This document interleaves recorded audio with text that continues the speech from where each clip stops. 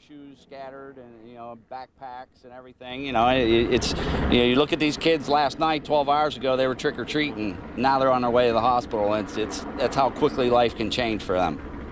Chief Dugan, can you give us another rundown of the basic information of what happened here? Well, we had a car going eastbound from Nebraska on Bougainvillea. Kids were this morning, about 8 o'clock this morning.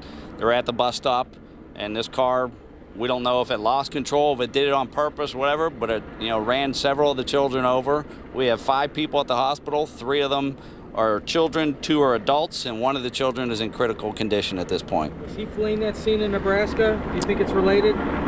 What that is, and we have the Fire Chief Nicholas Cicero here, that was first responders coming to the scene. Nick, would you like to discuss any of that? Yes, the scenes of this nature that the chief was describing are very, very chaotic, very, very dynamic, and requires a lot of resources. The scene at Nebraska up the street had to do with a resource unit that was coming to assist the main scene here. They were navigating through traffic, and there was an accident at the intersection.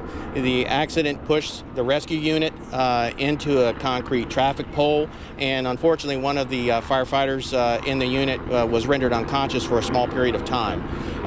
All 3 parties that were involved, the driver of the vehicle that struck the rescue and the 2 persons in the rescue, were transported as a precautionary measure to the various hospitals, and we feel like they'll be fine in all aspects. It was an overabundance of caution. So that has been handled. The traffic issue has been handled by PD, and they've instituted that, and we're cooperating in every way with that. So the wreck happened as your crew was making its way through the intersection? Yes, correct. Okay, yes. So maybe somebody didn't yield? Yeah, and that will be determined, yes. It is, Nebraska is heavy with traffic, and they were navigating through traffic at that point. How many transports did you have to transport all the students, not only the students, but the parents?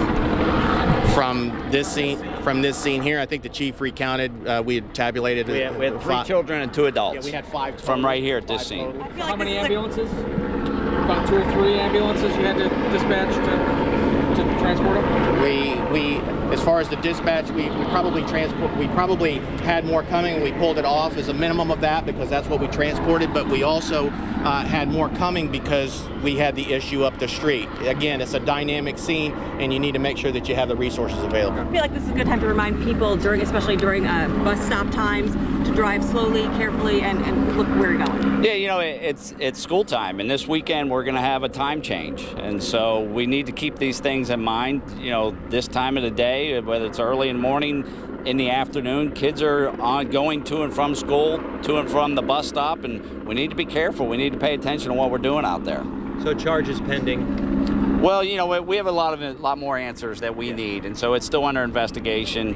We will be providing an update later this afternoon as we know more. It's going to unfold, and as usual, these things are subject to change as our investigation continues. And what goes through your mind when you get a call like this and you know that kids are involved, and it's a residential road, so clearly if people were driving the speed limit, it probably could have been prevented? That's tough to call, but the first thing you think of is the kids. Yeah. The second thing you think of is the parents, and how would you put yourself in the shoes of these parents? Maybe they were on their way to work. Yeah. Maybe they just dropped their kid off and they're relying on someone else to watch their kid, and so that creates a lot of anxiety. I feel for the parents whose kids weren't involved in this. There's probably some anxiety for the parents whose kids are in school right now, and they're wondering whether their kid was involved in that. Thank you. Did he stop on his own? I don't know. All right. Thank you. Thank you. Thank you.